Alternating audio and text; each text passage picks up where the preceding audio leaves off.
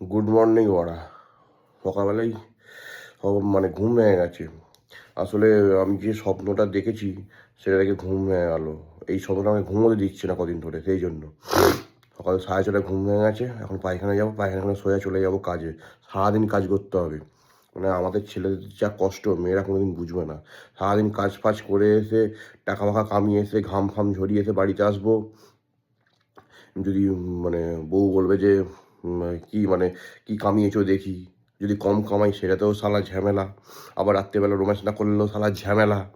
মানুষগুলো যাবে কোথায়, মানে ছেলেগুলো যাবে কোথায়? শুধু টাকা কামালেও হবে না, আবার রোম্যান্সও করতে হবে। আর যদি রোম্যান্স করার সময় যদি ভুলভাল মানে যদি ধরো ঠিকঠাক রোম্যান্স না হয়, তখন আবার বলবে তুমি শালা মগদের বাচ্চা নাও, এইসব বলে দেবে মা। তো এখন মানে আমার এখনো বউ ফউ নেই, এই যে একাই শুয়েছি। মানে এটা বলতে পারে, মানে আমি ধারণা করছি না এটা হবে।